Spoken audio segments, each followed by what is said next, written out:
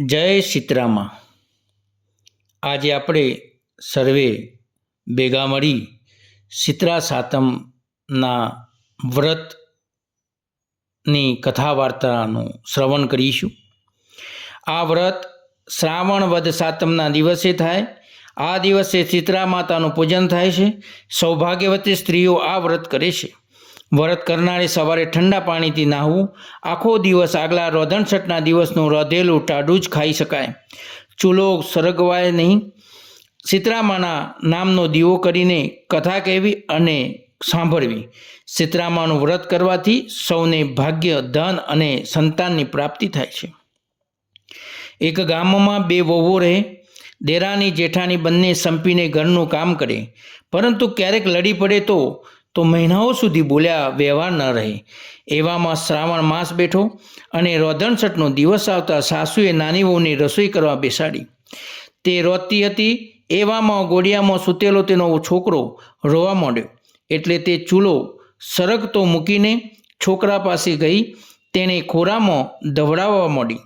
મધરાત થવા આવી અને ચૂલો ભડભડ સળગતો હતો। નાની વહુનું ધ્યાન છોકરાને ઊંઘાડવામાં હતું। આ વખતે શીતળામાં ફરવા નીકળેલા તે આ ઘરમાં પ્રવેશી ચૂલામાં ખૂબ જ આરોટ્યા। અગ્નિમાં દાઝેલા શીતળામાએ શ્રાપ આપ્યો, જેને મારું શરીર બાળ્યું તેનું પેટ બાળ્યું। વહુને આ વાતની ખબર નહીં। તે તો છોકરાને ઊંઘાડતા ઊંઘી ગઈ। છોકરા સૂઈ રહ્યો હતો। આખી રાત ચૂલો સળગતો રહ્યો।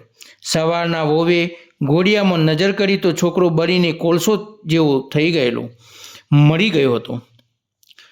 વહુ શીતળામાનો કોપ સમજી ગઈ। તે રડવા લાગી, એટલે તેના સાસુ દોડી આવ્યા। વહુએ છોકરો બતાવી હકીકત કહી। સાસુની આંખમાં પણ આંસુ આવી ગયા। નાની વહુ પર સાસુનું હેત હતું। મોટી વહુ અદેખી હતી, તેના પર ભાવ ઓછો હતો। મોટી વહુ તો દેરાણીનો દીકરો દજાયો છે તે જાણીને ખુશ થઈ ગઈ। સાસુએ નાની વહુને આશ્વાસન આપ્યું, આ તો શીતળામાનો કોપ છે, માટે તું શીતળામા પાસે જા અને આજીજી કર કે મારી ભૂલ થઈ, છોકરાને જીવતો કરું। નાની વહુને આશા બંધાઈ। તે તો મરેલા છોકરાને ટોપલામાં નાખી શીતળામાને મનાવવા ચાલી। થોડુંક ચાલતા રસ્તામાં બે તલાવડી આવી। બંને તલાવડી પાસે હતી અને બંનેમાં કાચ જેવું નિર્મળ પાણી હતું। વહુ તલાવડીમાં પાણી પીવા જાય છે ત્યાં તલાવડી બોલી ઉઠી, બહેન, મરવું હોય તો આ પાણી પીજે। હા, તો તું અત્યારે ટોપલો લઈને ક્યાં જાય છે? નાની વહુએ શીતળામાના કોપની વાત કરી કહ્યું, હું પાપનું નિવારણ કરવા શીતળામા પાસે જાઉં છું। તલાવડી બોલી, બહેન, ભેગા ભેગી તું શીતળામાને અમારા પાપનું નિવારણ પૂછતી આવજે। અમે શું પાપ કર્યા છે કે અમારા પાણી જનાવર કોઈ પીતું નથી? સારું કહી નાની વહુ પાણી પીધા વગર આગળ ચાલી તો રસ્તામાં બે આખલા લડતા જોવામાં આવ્યા। તેમની ડોકમાં વજનદાર ઘંટીના પડ બધેલા હતા। નાની વહુને જોઈ આખલા લડતા બંધ થઈ ગયા। પછી વહુએ પોતાના દુઃખની વાત કરી। તેની વાત જાણી આખલાએ કહ્યું, કોણ જાણે અમને શું પાપ નડે છે કે અમો લડ્યા જ કરીએ છીએ, ઘડીભર જંપીને બેસતા નથી। તો તું શીતળામા પાસે અમારા પાપનું નિવારણ જાણતી આવજે। આગળ જતા એક ઝાડ નીચે ડોશી બની બેઠા હતા। વહુને જોઈ માથું ખંજારવા લાગ્યા। ડોશીમાએ નજીક આવેલી વહુને કહ્યું, બેટી, અમારા માથામાં ખંજવાળ ઉગડી છે તો જોઈ આપને। વહુ માથું જોવા લાગી ત્યાં તો ડોશીએ ટોપલામાંથી છોકરો કાઢીને ખોરામાં લીધો। થોડી વારે ડોશી બોલ્યા, બહેન, બસ કર, ખંજવાળ મટી ગઈ। બેટી, તે જેવું મારું ઠાર્યું છે તેવું તારું પેટ ઠરજો, તારું કલ્યાણ થાવ। ડોશીમાં આટલું બોલ્યા ને તેમના ખોરામાં રહેલો છોકરો ઉવા ઉવા કરીને રડવા લાગ્યો। વહુને હર્ષ થયો। તે સમજી કે આ શીતળામા જ છે। તેણે ડોશીનું ચરણ રજ માથે ચડાવી। હે શીતળામા, મારી ભૂલ હું કબૂલ કરું છું। તમે મને ક્ષમા આપી મારા છોકરાને સજીવન કર્યો તે સારું કર્યું, નહીતર મારી સી વલે થાત। શીતળામા બોલ્યા, બેટી, વ્રત કરનારે બધું ધ્યાન રાખવું જોઈએ। તેમાં ભૂલ થાય તો વ્રત ફરે નહીં। હવે ભૂલ નહીં કરું કહી વહુએ તલાવડીના દુઃખની વાત કરી. શીતળામાં કહે, બેટી, આગલા ભાવમાં એ બંને તલાવડીઓ શોક્યો હતી. બંને ઝેરીલી, રોજ લડે, ઘરમાં વલોણું હતું, પણ કોઈ છાશ લેવા આવે તો તેમાં પાણી નાખીને આપે, આથી તેનું પાણી કોઈ પીતું નથી. હવે તું જઈને તેમાંથી એક ખોબો પાણી પીજે, એટલે એમના પાપ દૂર થશે અને બધા એનું પાણી પીવા મળશે. આખલાના પાપના નિવારણ માટે શીતળામાએ કહ્યું, આગલા ભાવમાં બંને સ્ત્રી રૂપે દેરાણી જેઠાણી હતી. બંનેના આવા ટૂંકા મન કે ઘરમાં ઘંટી અને ખોંડણીયું, છતાં કોઈને ડરવા ખોડવા દે નહીં. એ પાપે આ ભાવમાં આખલાના સ્વરૂપે બંને લડે છે. હવે તું જઈને બંનેના ગળામાંથી ઘંટીના પડ છોડી નાખજે, એટલે બંને લડતા બંધ થઈ જશે. શીતળામાં આશીર્વાદ આપી અંતર્ધ્યાન થતા વહુ સજીવન થયેલા છોકરાને લઈને ઘર તરફ ચાલી નીકળી. રસ્તામાં તેણે પેલા બે આખલાના ગળામાંથી ઘંટીના પડ છોડી નાખ્યા, એટલે તેઓ લડતા બંધ થઈ ગયા. આગળ જતાં તલાવડી આવી. વહુએ તેમાંથી એક ખોબો પાણી પીધું. તે સાથે જ તેઓ આગળ પંખીઓ ઉડી આવીને પાણી પીવા લાગ્યા.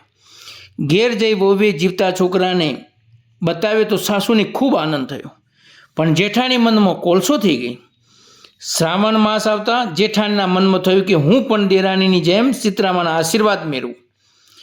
રોધનછટના દિવસે જેઠાણી છોકરાને ઘોડિયામાં સુવડાવીને રોધવા બેઠી. છોકરો રડવા લાગ્યો. એને ચૂલો સરકતો રહેવા દઈને છોકરાને ધવડાવતી તે સૂઈ ગઈ. ફરવા નીકળેલા શીતળામાં આ ઘરમાં ચૂલો સરકતો જોઈ ચૂલામાં ખૂબ આરોટ્યા. આથી તેમના શરીરે ફોલ્લા પડી ગયા. ક્રોધે ભરાયેલા શીતળામાએ શ્રાપ આપ્યો કે જેણે મારું શરીર બાળ્યું છે એવું એનું પેટ બાળજો. સવારે જેઠાણીએ ઘોડિયામાં જોયું તો છોકરો બળીને કોલસો જેવો થઈ ગયો હતો. સાસુએ કહ્યું, તને શીતળામાનો શ્રાપ આપ્યો છે, માટે તું શીતળામા પાસે જા અને કહે, માવડી, મારી ભૂલ થઈ છે, મારા છોકરાને સજીવન કરો. જેઠાણી મરેલા છોકરાને ટોપલામાં મૂકી શીતળામાને મનાવવા ચાલી નીકળી. રસ્તામાં પેલી તલાવડીઓએ પોતાનો સંદેશો શીતળામાને પહોંચાડવા કહ્યું તો જેઠાણીએ ગુસ્સો કરીને કહ્યું, હું વળી ક્યાં પારકી પંચાત કરવા બેસું, હું તો આ ચાલી. આગળ જતાં પેલા આખલા મળ્યા તો જેઠાણીએ કહ્યું, હું કે તમારી વાત સાંભળવા નવરી નથી. જેઠાણી ત્યાંથી નીકળીને ઝાડ આગળ બેઠેલા ડોશી પાસે આવી. ડોશીમાં બંને હાથે માથું ખંજારવી રહ્યા હતા એ શીતળામાં જ હતા. ડોશી કહે, બહેન, જરા મારું માથું જોઈ આપ તો મને શાંતિ વળે. જેઠાણી મોં મચકોડી બોલી, હું તારા જેવી નવરી નથી, હું તો આ ચાલી. ડોશી બોલ્યા, બાઈ, કોઈનું ભલું કરીએ ને તો આપણું ભલું થાય. જેવા કર્મ એવા ફળ મળ્યા વગર રહેતા નથી. માટે મારી પાસે બેસ અને મારા માથામાં હાથ ફેરવીને જવું હોય તો જજે. સાંભળ્યું ના સાંભળ્યું કરી જેઠાણી ચાલી નીકળી. ક્યાંય શીતળામાના દર્શન થાય નહીં. તે ડોશીના સ્વરૂપમાં શીતળામાને ઓળખતા તો તેનો ઉદ્ધાર થઈ જાત. સવારના તે મરેલા છોકરાને ટોપલામાં પાછો લઈ રોતી કકરતી ઘેર પાછી આવી. સાસુએ તેની હકીકત સાંભળી શિખામણ આપી કે કોઈનું કામ કરીને છૂટવું, કોઈનો તિરસ્કાર કરવો નહીં, નમે તે સૌને ગમે. શીતળામાં, તમે જેવા દેરાણીને ફળ્યા એવા વ્રત કરનાર અને કથા વાંચનાર, આ કથા સાંભળનારને ફરજો. સર્વનું કલ્યાણ કરજો. જય શીતળામાં.